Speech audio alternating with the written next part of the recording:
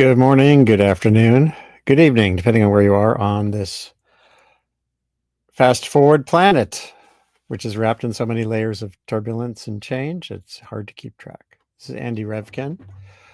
Going to be speaking today about weather modification, chemtrails, geoengineering, and that whole morass of mostly mythology and other issues. And Matt Capucci, who's been doing yeoman's work nonstop in the digital trenches, will probably be here on around the half hour, 12:30. I'm going to take live questions. I'll put up a QR code that you can click to come on live if you want. Actually, there it is. So just take a picture of that. If you want to join me in the studio with civility, if you're just coming on to be an idiot, I can ban you forever if that matters to you. Jim Fleming, who is an emeritus professor of history of technology and science at Colby, is scheduled to be here to talk about his book, Fixing the Sky, which is directly centered on the history of weather modification, right from the earliest days of guys shooting rockets into the air and setting fires, trying to create clouds in the Southwest, to the current events with everything that's happening with geoengineering. And he's a little late. I haven't seen him come on yet, but we're going to get going just because this issue is hot and there's so much ridiculous overstatement out there. Not just overstatement, but misstatement. I wanted to start with by rebroadcasting something that the journalists and meteorologists at Channel 9 in Oklahoma City had done after their weather radar was attacked by a whack job out in Oklahoma City, a place where weather radar is incredibly important. So here's what they did on July 10th or so after a fellow who's since been arrested. Well, let me just play this because it tells you that this weather modification issue is not just one of mythology that floats around on the internet and makes people crazy and is unscientific. It's dangerous. It's dangerous. And so here is why it's dangerous. The man suspected of vandalizing our next-gen live weather radar is in jail tonight on unrelated complaints. Oklahoma City police took Anthony Mitchell into custody this afternoon. Officers believe he is the man caught right there on security video on Sunday night, destroying the radar's power supply. Now, that has since been restored. The investigation is still underway. Mitchell is in jail for complaints of destruction of property and violation of a protective order. But this really is bigger than just what happened to us. An anti-government group called Veterans on Patrol is claiming responsibility for the News 9 radar vandalism. So Jim Fleming is now in the green room. I'm going to bring him on so we can get going. Hey, Jim. Hi. We are live. We started, and I just was reiterating earlier that you're the author. You're a emeritus professor of the history of science and technology with a particular focus on meteorological and climate science.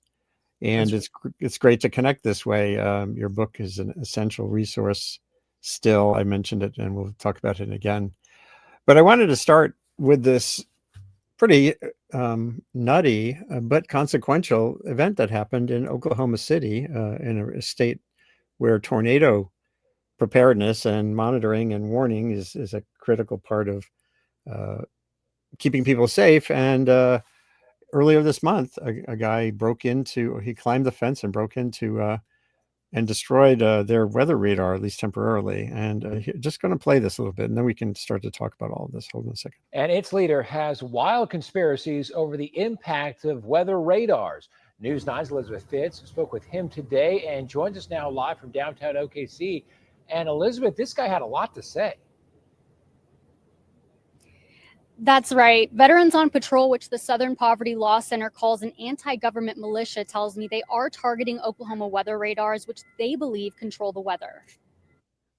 News 9 confirmed this sign was posted near an Oklahoma weather radar, warning that Doppler radars are being targeted. Is it true that Veterans on Patrol is targeting Oklahoma weather radars? Absolutely. Michael Lewis Arthur Meyer, the founder of Veterans on Patrol, says he posted the sign and that the government is controlling the weather. They can embed their technology in civilian infrastructure in every home and every household, utilizing the phones and their network towers to not only control the weather, modify the weather, but they can do targeted individuals. But News 9 chief meteorologist David Payne says that's not what weather radars do at all. We have one of the most powerful live radars. Well, we did the most powerful live radar in Oklahoma. And when it's sabotaged, we cannot track flooding. We cannot track severe weather. We cannot track tornadoes. And it basically becomes, instantly obsolete. Meyer argues that the U.S. military is also behind weather modification. Because when the military plays God with the weather, they're mocking our Heavenly Father. I wish it were that easy. I wish we could turn it on and say, oh, let's make that tornado go away. Boy. So Jim, this feels new to some folks, but, the same thing happened after Hurricane Helene. And going back in time and through your book, of course, there's this whole phenomenon, enduring phenomenon of people having outsized expectations about what humans can do to the weather, and we'll get to the climate a little later. Can you just talk through a little bit about, take this sort of wind the clock back here to what drew you into this particular morass, and how long ago this kind of started, this sort of mix of science and hucksterism and now conspiracy? Yeah, that's really unfortunate about the damaging of the Oklahoma radar. They're a world leader in severe storms research. And that conspiracy idea that Doppler radar could intervene in the weather is, I think the meteorologists got it right. It's just not true. Yeah. I was trained in astronomy and atmospheric science, and I worked in NCAR. I worked with the people that wanted to cloud seed the weather, but I never cloud seeded. I was up there tracing some of the silver iodide plumes when our plane almost crashed. We were only flying in bad weather, and we clipped off the top of some pine trees out near Seattle. And my job was to maintain the instruments, which we had collected a big branch off of a pine tree. And about one more meter lower in that storm, we would have crashed. At that point, I also learned that I was on a project that was looking at upper atmospheric cirrus clouds, the ice clouds, because the government wanted to find out if the Air Force wanted to know if their nose cones would survive the reentry through the ice clouds. And at that point in my life, I was just disgusted with the whole thing. The PI had never told me about the military funding. Mm-hmm. And I figured I needed a more sustainable way to interact with the atmosphere. So I had the opportunity to resign from, this was the University of Washington Department of Atmospheric Science. And I was able to resign from that group and pursue my interest in the history of science, which I did. And I want to walk this back a few seconds when you were saying the research was military funded, and there's some of the roots of the current conspiracies do go back to when there were experiments and tests and through that whole era. You in your book, you have these sort of three phases of the history of intentions and around weather modification. Maybe you could walk through them. The early one, the middle one, which is kind of what you were alluding to there, and then where we are now. Yeah, you wanted me to roll it back, and I would roll it back to Greek mythology and the desire to control nature and to play God with the weather, and it includes Helios's son Phaeton, who wanted to drive the sun chariot. So it's a perennial idea that humans, and a perennial idea filled with hubris, that humans could control the weather. The military has been involved, at least in the U.S., since the War of 1812, because they were losing more troops to environmental causes than they were to hostile causes. And so the Army Surgeon General required the surgeons to keep a record of the weather. And so the link between meteorology and the military goes way back. I've written about this. Our first weather service in the US was run by the US Army Signal Corps, who had been successful in tracing Confederate troop movements. And then when the war was over, they were getting mustered out with the regular army. And General Meyer said, hey, let's trace storms. They're sort of like moving around like Confederate armies. And we use telegraphy to warn about the oncoming storm. So there was definitely a military mindset. The technology has often been military, using surplus military equipment. In the 1870s, there were no foreign threats to the U.S. The threats were domestic. There were striking workers in Pittsburgh, and there were concerns about locust swarms, and of course the storms. And then the military decided that they would be reporting on these things, even as the U.S. Weather Service. The Weather Bureau records are full of military reports from General Meyer and his associates. So there's quite a long history, and it goes into the 20th century with the experiments with airplanes. And it seems like most of the weather control ideas are in some ways connected with military possibilities and hardware. And those possibilities become much more magnified after World War II, when we have rockets, computers, hydrogen bombs. And so you see a plethora of proposals to try to intervene in the climate, even crack the polar ice caps with hydrogen bombs. And all these things are most of these things are in the realm of pure fantasy. The military really has a lot of discipline, but they don't have a lot of good ideas. Yeah, and is there were cases during the Vietnam War and elsewhere where there was the active effort to consider using cloud seeding, particularly or the like, to as a tool of war? Yeah, that's right. With the attempt to make rain over the Ho Chi Minh Trail, which was identified in the New York Times and then brought to the U.S. Congress. Senator Claiborne Pell brought up the idea. Then it went to the United Nations, where that was a moment when Nixon had resigned, and we had a caretaker president taking care of the country, and it was a great opportunity for the Russians to bring up this idea of the hostile use of weather modification should be banned, and that became the so-called NMOD treaty. We were using Agent Orange, the Rhone Plow. We were bombing the dikes of North Vietnam, and weather mod was of a piece of that whole environmental warfare convention, which is still in effect with the United Nations, but it's never been invoked, that weather control should not be used for hostile purposes.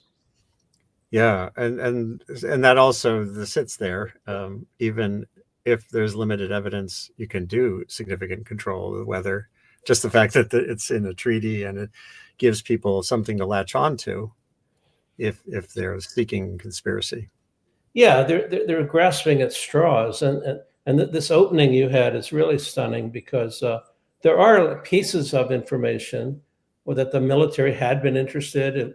The generals used to say, if you control the weather, you can control the war, control the world, actually. And they talked about General Mud and General Snow and General Rain. And if you could get your Air Force into the air and the enemy couldn't fly, you would definitely have a strategic advantage on that. So the military has been interested, and there's also this dimension where we don't know exactly what the military is doing, at least in experimental programs. I had a colleague, a very high-level professor in public policy. They said, "Oh, the military's not doing any of that stuff. They don't do anything." And I just asked him, I said, how high is your security clearance? He said, not high enough, because there are experimental things that might be going on, but that doesn't verify a conspiracy theory, and that certainly doesn't justify monkey wrenching a weather radar, which is just done out of ignorance. Yeah, just and clearly weather can be a critical factor in war. In my book in 2018 on the history of human experience with weather and climate and learning, there was a chapter on that, and this is a French drawing of Le Général Hiver, which was Russia's. Anyone trying to invade Russia faced this massive foe. They did it the wrong season, and so that fundamental reality is there for sure as well. What's the date? What's the date of that? Because there were at least 3 misguided military campaigns. That was 1916. Okay, so World War I. So there was, the Swedes tried it, and Napoleon tried it, and Hitler tried it, and I guess now there's one from World War I trying Russian. By the way, that chapter I wrote for that book, I quoted this in an unreal account. Hitler did some dinners where he was recorded, and his dinner conversations were memorialized. And he said, "One can't put any trust in the meteorological service forecasts. Weather prediction is not a science that can be learned mechanically. What we need are men gifted with a sixth sense, who live in nature and with nature, whether or not they know anything about isotherms and isobars." Hitler said that. And this is not too far before he sent troops toward Moscow. And they, of course, had a bad experience. Yeah, I guess your monkey wrenchers have no sense, not even a sixth sense. No, it's really, it's crazy. And if you frequent social media these days, of course, there's astonishing levels of credulity around some of these claims. Just it's mind-blowing, really, to anyone who thinks remotely rationally. But yet, it's a big part of the discussion when bad things happen. This, as I said earlier, Hurricane Helene, and the recent flooding in Texas generated enormous amounts of misinformation. And then you had politicians getting into the mix and saying things like, let's see, well, you have this weird, this is where you have this weird superposition of, in Texas, there is cloud seeding. You can get a license, you can do it. There was a cloud seeding operation in Texas in the days ahead of this event. And of course, immediately that led to all these conspiracy statements linking these two things. And you have congressmen, a congresswoman like Marjorie Taylor Greene, jumping on the bandwagon. Have you seen anything like this going back through your history, looking at these phenomena? Well, sure. There were unfortunate incidents that were after the fact of cloud seeding, but probably not because of the fact. One of the early ones was Hurricane King in 1947, where the General Electric scientists had identified dry ice, and they were trying to use it off the coast of Florida, but they weren't allowed to use it, according to the GE lawyers. The U.S. military, they were flying the plane, the military planes were flying, the GE scientists were observing, and they intervened in Hurricane King, one of the few named hurricanes of that era. And after they seeded it with a few pounds of dry ice, but not because they seeded it, the hurricane veered over and smashed into Savannah, Georgia. It killed one person, knocked down some property, and the GE. This was under the leadership of Irving Langmuir, the Nobel laureate, and Langmuir was all planning to have a press conference about how they could control the hurricanes, and he immediately canceled the press conference. They went underground, sort of. They couldn't suppress Langmuir that much, but Langmuir buttoned up And the record of that storm was, and that intervention was put into a military archive that didn't see light until 1979. Mm. So it was many, many years later that we finally could look at the archive and see what had actually happened. And what had actually happened was a large steering current had brought the storm on shore. It looked like it was going out to sea. Mm-hmm. But it wasn't the dry ice. I can guarantee that. There's other events, like there was a flooding up in South Dakota after a weather mod experiment. But again, it was just correlation, not causation. There was an issue in England where some cloud seeding had gone on, and there was a flood in Bournemouth, England. And so immediately they began to accuse the experimenters of having caused the flood. But there's no proof of that. And so on. So there's a couple examples like that from the 40s and 50s. There are probably some from more recent times too, but those are the ones that come to mind right now. But not necessarily in earlier eras. I know in the book and in some of your scholarly papers, you talk about more, I guess it was more commercialization or sort of the huckster aspect of weather modification. There were some amazing experiments with fire and all kinds of things, and where municipalities ended up, happily going along. Yeah, they'll pay for this stuff.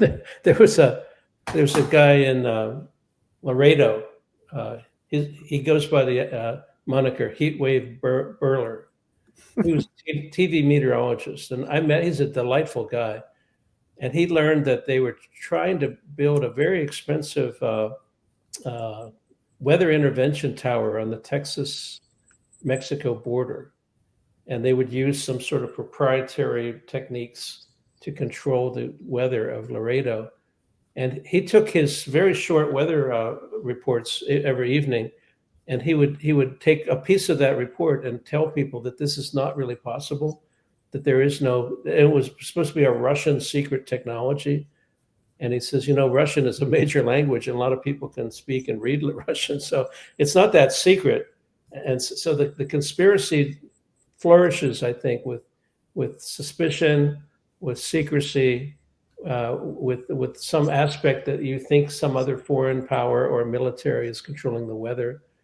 And that was one of the most entertaining because he debunked it, and he is rightfully. I don't know where I wrote about him. I might have put a little bit of that in the book Fixing the Sky. Believe it or not, he's on Twitter. It looks like. Yeah, he's quite a champion of this debunking. He's a good meteorologist. He's a wonderful person. We meet about every year or 2 years, maybe, at the American Meteorological Society. There he is. There he is. You're really good at bringing up these things. Well, yeah, I just keep the screens open and have a look around. I just started following him, Richard Heatwave Burler. I think to give him some credit here because he debunked the weather mod secret tower built by Russians that were using some sort of electromagnetic waves to control the weather of Laredo. That's just remarkable. I want to go back into the current politics of this because it's getting pretty wild. Lee Zeldin, the EPA administrator, has weighed in a way saying we're going to use full transparency to reveal everything the government's doing related to weather modification, but it's kind of a way to legitimize things. Right. And Bobby Kennedy, the Secretary of Health and Human Services, said, "I'm so proud of my friend Lee Zeldin and President Donald Trump for their commitment to finally shatter the deep state omerta regarding the diabolical mass poisoning of our people, our communities, our waterways and farms, our Purple Mountains majesty." We're at an interesting juncture. That's all I can say. It's kind of you stimulated the idea that this could be really good for historians and public policy scholars. This is like low hanging fruit. When I was doing the book, when I started this book, it was 2000. It was about 2006. The book came out in 2010, but I had done a lot on weather mod, and then our Nobel laureate friend Paul Crutzen came out with a modest proposal to fire naval cannons in the tropics to control the climate. And Right. And I said, I actually know Crutzen. He's gone now, but I said, Paul, do you think you should ask the locals if you should fire these cannons, and ask permission? You'd have to. Well, one of my colleagues and I worked. I don't think we ever published this, but we looked at how much gunpowder it would take, how much the World War II battleship guns would have to be remelted and retooled to do this kind of job. We did kind of a quantitative analysis that said there would be more pollution from the firing than there would be from the results of the firing. And so anyway, and I asked Crutzen one time, do you think the Anthropocene should be called the Anthro-obscene because everything humans do to intervene seems to go wrong? And so it's another example for me. That was when I was working on what I was considering low-hanging fruit. I was trained in atmospheric science. I had written a little bit about weather mods, especially about Langmuir and General Electric. And then I gave a talk for one of their big conferences out west at the NASA headquarters, or NASA Ames. And the people after the talk said, gee, that checkered history, that's why I put checkered history in the subtitle of the book. That checkered history sounds something like eugenics. We better be careful with this, the past mistakes and the faux pas, and we don't have so the book has no heroes in it. The book has just people who were mostly misled or overly enthusiastic, or even the Nobel laureate Langmuir was pathologically invested in his hurricane and weather modification. So it's kind of a history of science without the heroes. There's nobody standing on anybody's shoulders. Yeah, you're taking me back to 1965. When I did that book that came out in 2018, there was a chapter on the first presidentially requested assessment of climate change. I recognize Lady Bird. Who's the other person there? That's Johnson. I'm kidding you. Yeah. But here's what's so interesting. It was the first assessment for a president of climate change, greenhouse gas driven climate change. And the implications were laid out. Ravel and others, Raleigh Broker, were involved. But their conclusion was immediately to jump to geoengineering, deliberately bringing about countervailing climate changes. It wasn't, we need to control the emissions of greenhouse gases. So there seems to be some aspect of how humans think about these problems that immediately we jump to the intervention, and not necessarily. And I see Matt Capucci is in the green room. I'm going to bring him on right now too. Okay. But maybe you could reflect briefly on that idea that, again, here in this assessment, a special message to Congress on climate change, the experts immediately kind of went to the intervention. Yeah, they had an idea to put plastic floating particles or balls in the Arctic to increase the albedo. And nobody thought about what would happen with all this plastic in the Arctic. 1965 is really it's a moment that a lot of people refer to. And sometimes they claim we should have known back then, which is just a counterfactual, which doesn't make any sense to a historian. Not at all. So Matt, you are like in nonstop motion for now years. I've watched you come of age on social media, trying to be a rational communicator amid when bad things are happening, the actual events, and then also clarifying what's true and not true about what's driving things. So congratulations for all that hard work. And, thank you. I appreciate a medal of some kind. And at the same time, I just want to bring up some of your what you've been doing. First of all, where are you? You're not Jim Cantori, but are you anywhere near bad weather right now, or are you back home? Right now, I'm in DC, and I'm actually heading on vacation for the first time this year in about 2 weeks. So I have a nice little stretch coming up. Cool. Okay, and I want to encourage anyone who wants to ask a question live in the studio. Has to be civil, or you get banned forever, and you don't come right on the screen.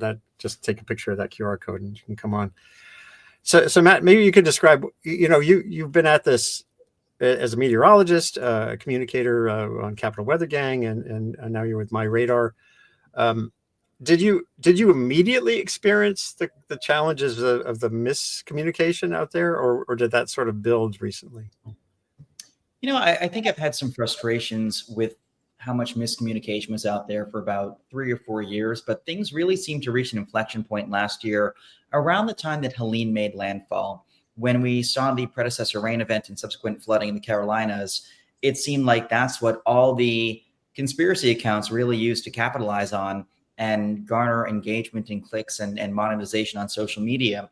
And suddenly it's just been like that ever since. And it's disappointing to see how many of these conspiracies are becoming mainstream.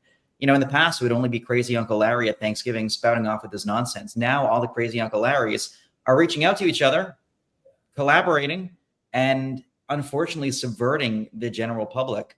And the general public has been decreasingly smart for decades. I mean, it's no secret that we are participating in the dumbing down of America. And I know that will probably get me some flack. Some folks are going to be very uncomfortable with that remark, but it's true. Every 10 years, we shave off a couple IQ points off the American average, and slowly our society is losing the ability to discern fact from fiction. And when you have bad actors, as there are many on social media, it makes it that much tougher to get good information out there in a sea of cacophonous noise and bad information. Yeah. Oh, and goodness. He's my favorite example. Well, one of many examples. How is this natural? I mean, to a meteorologist, I don't know how do you avoid just having your head explode every hour? What's crazy? I gave up drinking 6 months ago, and I need a drink nowadays more than ever. But no, in all seriousness, I think everything's a conspiracy when people understand nothing. And what floors me is that, if you went out to a restaurant with one of your buddies and you got the menus and he said, "Oh, would you mind reading this for me? I never bothered with that reading stuff. I don't know how to read."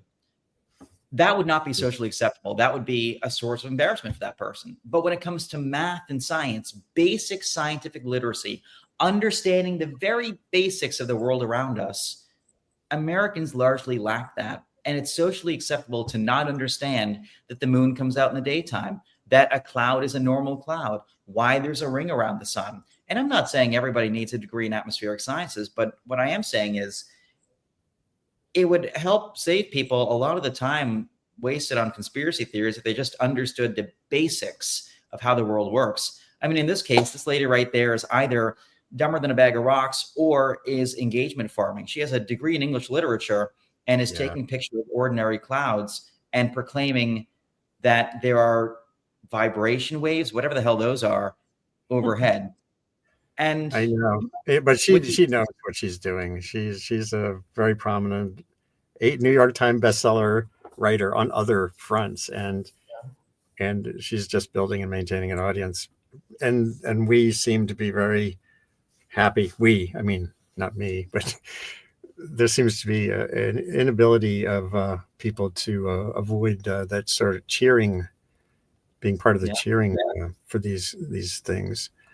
Jim, again, you've tracked the history of American attitudes towards cloud seeding and weather modification and geoengineering, through this century and before.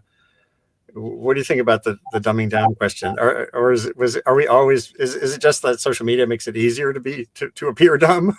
Were we always like? I think dumbing down is one metaphor, and that's true enough. I mean, people can't make change anymore. They can't balance their books, and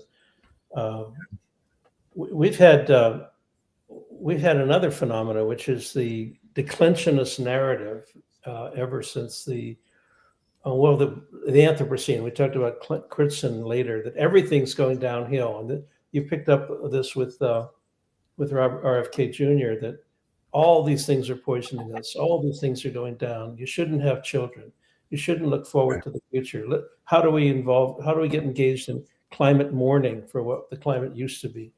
And that kind of narrative feeds together. So I sometimes go to literature meetings where everybody is decrying the environment and finding ways in which literature supports that. So what happened was, I think the meteorology community, they kind of lost control of the narrative about 10, 15 years ago.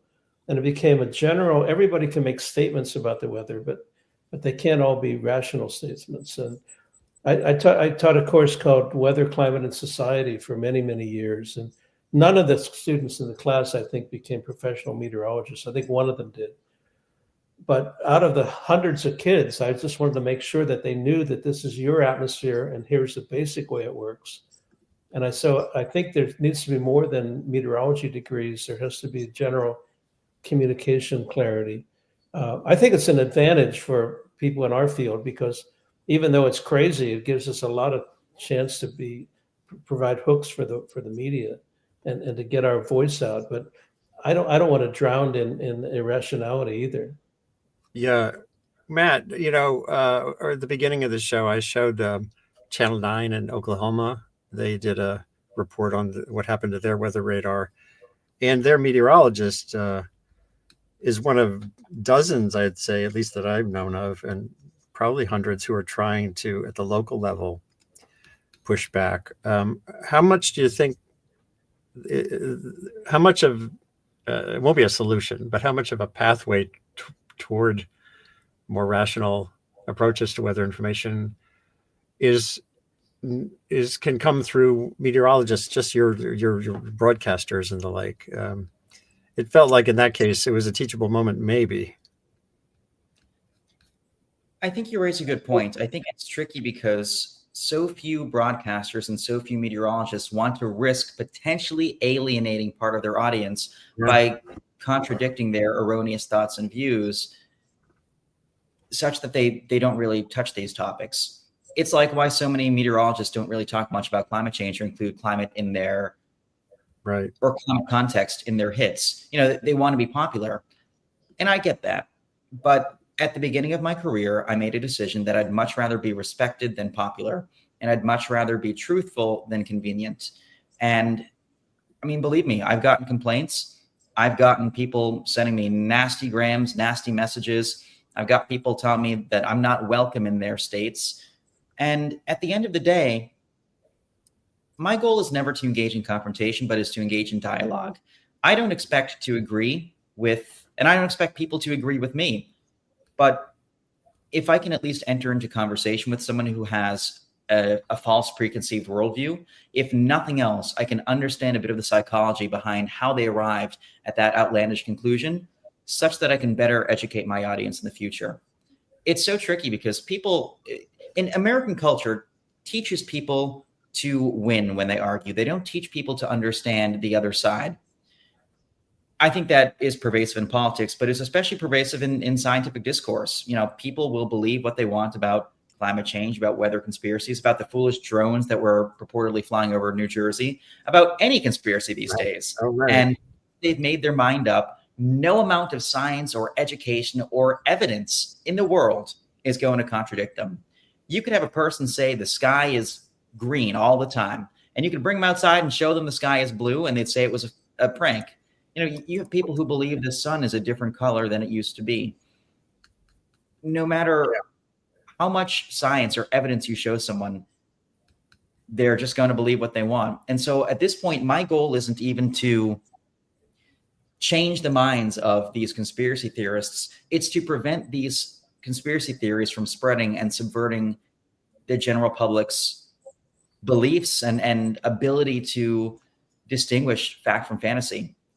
And it's so frustrating. And one thing I'll say too, I may not have found the perfect solution on social media on how to do this. I try to balance putting out good information and calling out bad information, but I try to do so with a touch of humor to maintain some semblance of charisma. Because if you're fighting all the time on social media, then nobody on either side wants to hear what you have to say.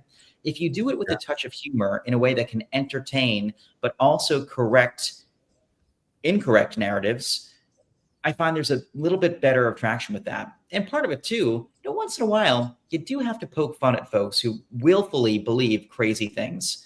And so I feel like in America these days, we're so afraid to tell someone they're wrong, or so afraid to, I don't want to say shame them, but contradict them publicly. There needs to be more of that. 30, 40 years ago, some of the views that half these politicians espouse regarding science would have landed them in an institution or socially ostracized. And nowadays, they're commonplace talking points because people are afraid to call out lunacy. There needs to be more confidence in calling out craziness. And there needs to be some level of societal shame. Everybody is shameless these days. This is true. And then the other issue, of course, I want to bring this up, that you've been very helpful on, is that the sources of the science are under attack right now. The funding, programs, labs. We mentioned the National Severe Storms Lab earlier, which I flew on a plane out of once around a thunderstorm. And if that is cut off at the root, maybe Jim, you two and Matt can talk about that aspect of it. We have a government right now that's not just sort of expressed anti-scientific views, as we said earlier with Bobby Kennedy and others, but are cutting off the actual capacity to do science. Maybe Jim and then Matt. Yeah, I think the budget cuts are draconian, and they could be very dangerous. And they're not very much. They're not a very large part of the budget. They're just very visible part, and it has my colleagues really concerned about their grants, their students, their future, their research projects. I wanted to point to that slide you put up about the EPA, because their website talks about government programs, but none of the government programs really relating to WeatherMod have any teeth in them. You have to report to NOAA, but you don't have to justify anything. You don't have to apply for any permits. The NMOD that we talked about earlier, the UN treaty, doesn't have any enforcement capacity. Right. There's also the states. They require reporting, some of them, the Western states, but they can't enforce any penalties on this. So I find that transparent EPA website to be a bit disheartening, because it doesn't have any enforcement. There's a growing need to talk about the governance of not just WeatherMod, but of ClimateMod, and how do you govern something you really don't understand, and how do you govern an imaginary set of ideas to dim the sun, or to brighten the clouds, or so I'm involved in some of that stuff about governing the ungovernable, or trying to talk about governance issues in a rational way rather than just symbolically gestures. Yeah, I've done several shows and I've written a lot about the geoengineering issues. We should do a whole another session with you on solar dimming and the like. And I mentioned earlier, Matt, even in 1965, the first report to a president on climate change, the immediate conclusion of the experts, including Wally Broker and others, was, well, maybe we could throw something up there that counteracts the CO2, not to actually reduce the CO2. It's a challenge. I want to get to solutions. I noticed something interesting today. Here's Instagram. And when you put chemtrails into the search box on Instagram, you get what you could expect, just reams and reams, one or two things saying it's fake, it's not something to think about, but then the rest of it is attention hijacking and the like. So that's Instagram. Mm-hmm. And I went on TikTok and I put in chemtrails. I'll do it right again here. And you get an encouraging box. It says, this phrase may be associated with behavior or content that violates our guidelines. Promoting a safe and positive experience is TikTok's top priority. For more information, go to our guidelines. That strikes me as a little taste of hope. I don't know. What does it feel like? I mean, in my mind, the social media giants need to either figure out how to begin, I don't want to say censoring, because really censorship's not a good thing, but figure out how to begin curtailing the viral nature of outlandish claims. I mean, I like how Twitter has a community notes feature, but at the same time, that doesn't necessarily slow down the spread of misinformation. It's just warning. I filed notes all the time, and the whole marketing. It's a flawed system, and Facebook doesn't really even bother to fact check. Stuff can just go crazy on there. Instagram is the same thing.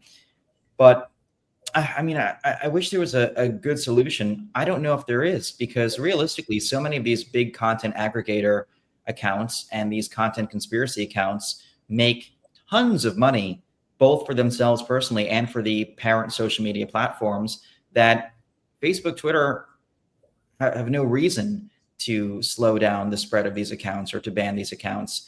If it's rage bait, if it gets people angry, if it gets people fueled up, if it gets people commenting or talking, then it's successful because it's retaining people longer on social media. The longer we can garner someone's eyeballs and mush their brain, the better. It's more profitable. And expecting any change is assuming that the social media giants are going to do the morally correct thing, which is at odds with the profitably sensible thing. And as long as profit is king, which it always will be, nothing will change. And so to that end, I don't really see any change in the future. I think it's going to get markedly worse. I don't see my career in this field going more than another 10 to 12 years, because in the very near future, the general public will completely lose their ability and their desire to distinguish between fact and fabrication, or fact and fantasy. And once we lose that ability to distinguish reality from what's not reality, and that line becomes blurred, I think there's little hope in ever having a smart society again. Wow. Jim, do you feel similarly discouraged, or do you think there's more hope? I don't know.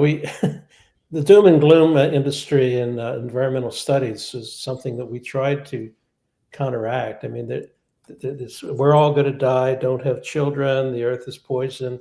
Whatever people think they know is not always what is true about things. So I'm not a pessimist. I think that the AI revolution may generate so many fakes and so many images that people won't know.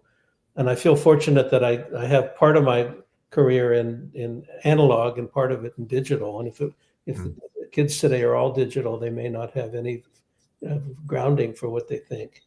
But I'm not a pessimist. I tell people, go ahead and have your families and have your careers and work with whatever's given, in the environment for you. Yeah, I think there are some possibilities. When Helene, the horrible rumors around Helene, I don't know if I know you guys remember. You probably posted about it, Matt. When even there were threats to Hurricane Hunter crews, because their planes theoretically were distributing chemicals.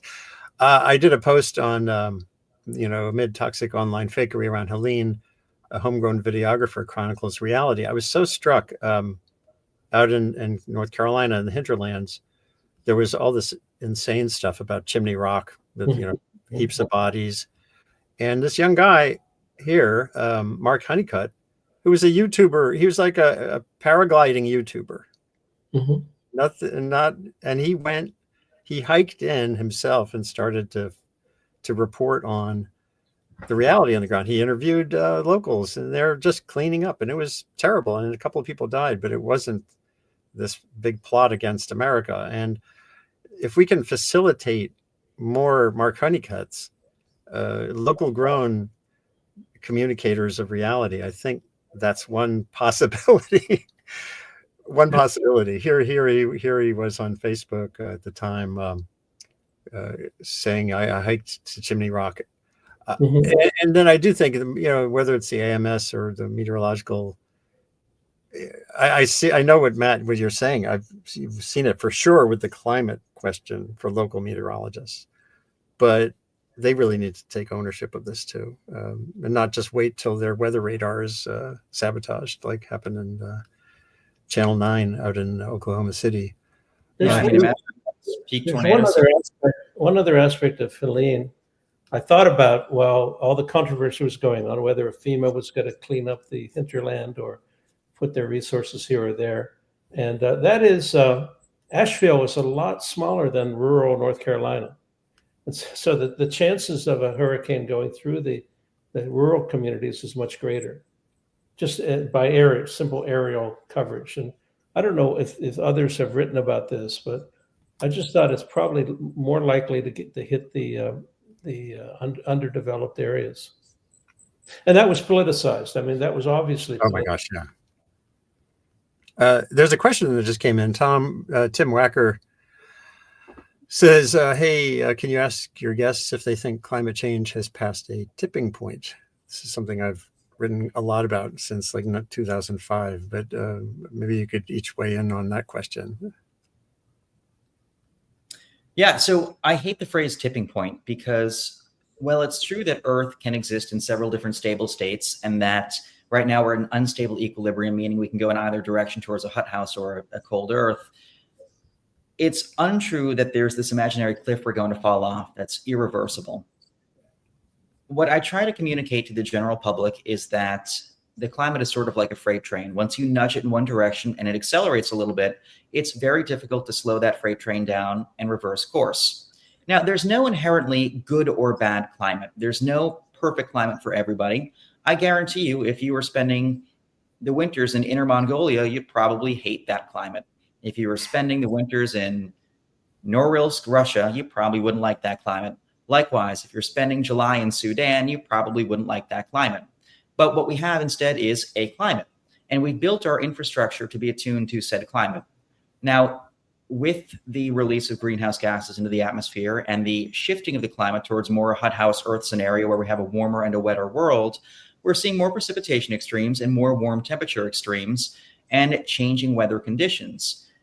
That evolution of the weather and climate is to some extent outpacing the infrastructure that we built. We are not evolving as quickly as the conditions are evolving.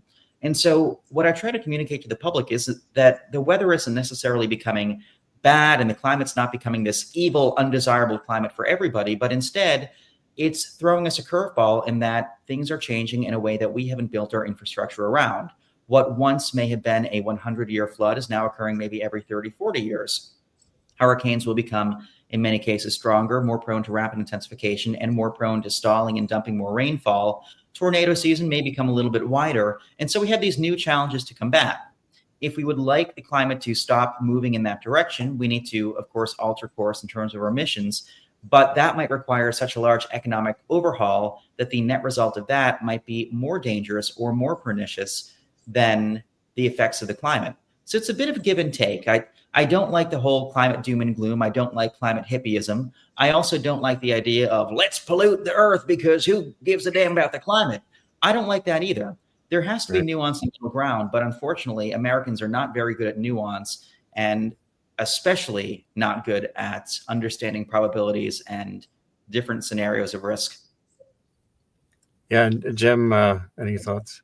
Oh, there's some major modelers like Tim Lenton in the UK who show that there could be multiple tipping points in the models of their climate. I agree with Matt here that I think the real tipping point is more attitudinal. The tipping point we were talking about earlier about dumbing down, about reaching a point of despair, it might be greater. That tipping point mentally might be greater than the physical changes that we see around the earth and its infrastructure interaction. So I agree with Matt, and I think that we have to look at the history, the humanities, the way people talk, the public perception, and just as much as we do take a look at the actual science of things. Yeah, I talk about the social climate being the one that really matters enormously. And of course, the information climate is a big part of that, how we communicate with each other.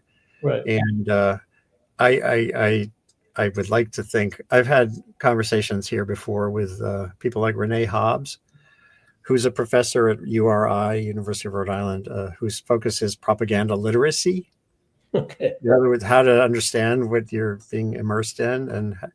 And I do think, somewhere in young people's minds, young people I talk to, no one wants to be conned, right? If there's a way to harness that and build a K-pop kind of swarm effect around stuff that's just ridiculous, to make reality cool again. I think I actually made a hashtag of that once, make reality cool again.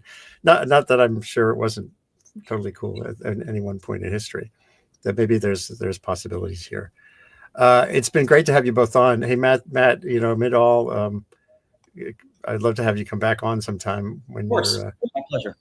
Doing your journeys. You're a great communicator, and I just love what you're doing. And Nice. the same Jim Fleming. We should do a whole nother thing on the solar dimming. Yeah. I've done a couple when the National Academy's report came out a few years ago. I did a session on that too.